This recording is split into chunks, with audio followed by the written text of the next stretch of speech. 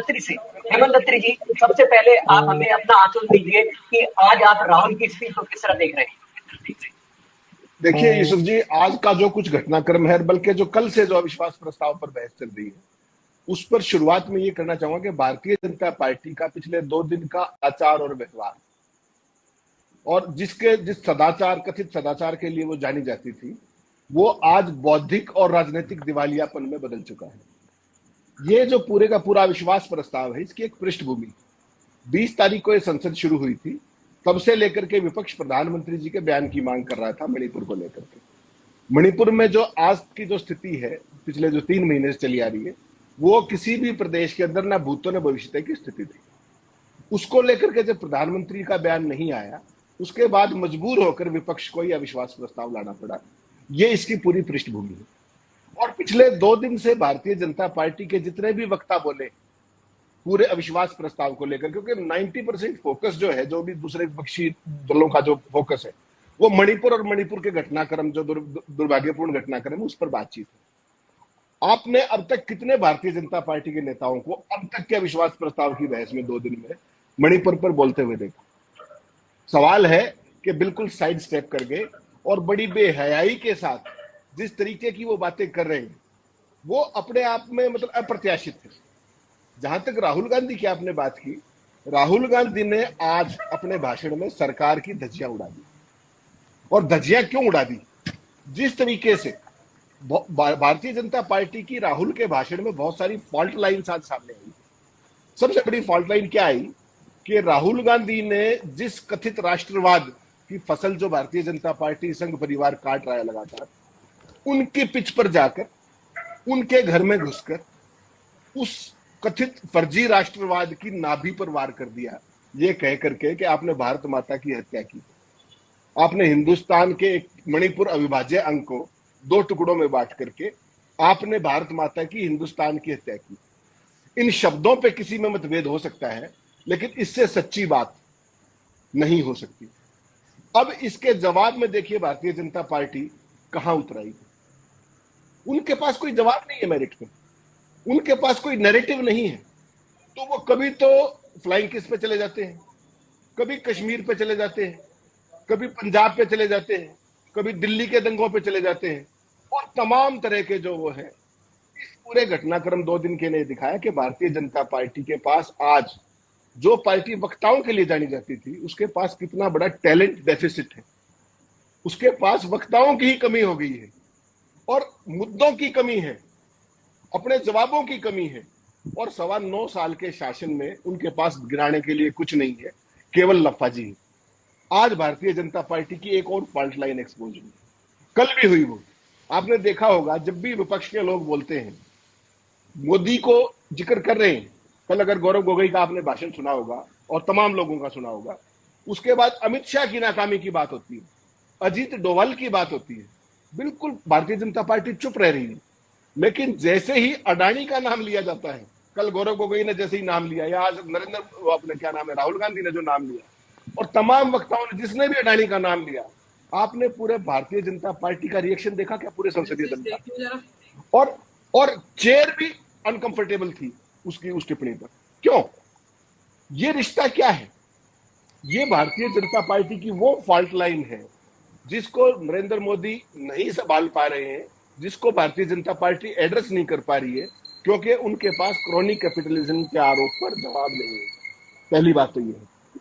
दूसरी बात ये है कि आज जब राष्ट्रवाद का झंडा उठा रहे थे तमाम भारतीय जनता पार्टी के वक्ता, आपको जानकर हैरानी होगी, आज जो है भारत छोड़ो या तो क्विट इंडिया मूवमेंट का भी दिन है, 81वीं की वर्षगांठ।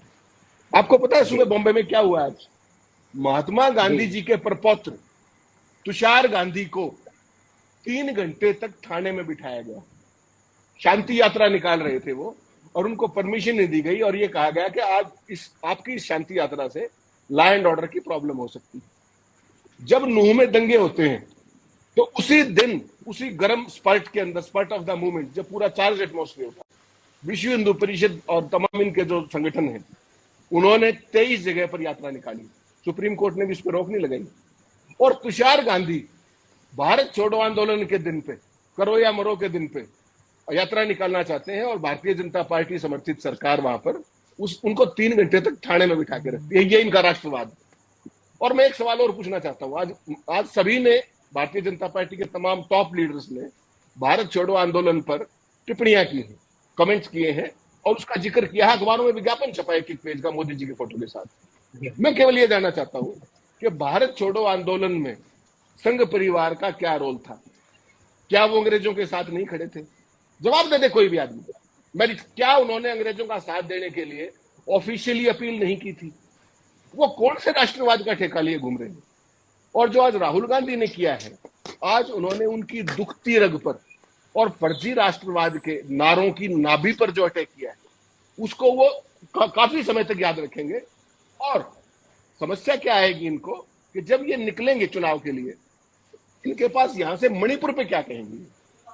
जब राहुल गांधी बोलने लगे, मुद्दा क्या है पूरे 2 दिन से? मुद्दा है मणिपुर, मणिपुर की जातियां, वहां की अभूतपूर्व स्थिति 3 महीने से चली आ रही है। और ये क्या कर रहे हैं? ये राहुल गांधी पर वार कर रहे हैं, ये कांग्रेस की नाकामियों पर वार कर रहे हैं, ये सारे विपक्ष पर वार कर रहे हैं, भ्रष्टाचार पर वार कर रहे हैं, परिवारवाद पर वार कर रहे हैं। कभी पीछे मुड़कर देख लो आपके साथ कितने परिवारवादी बैठे।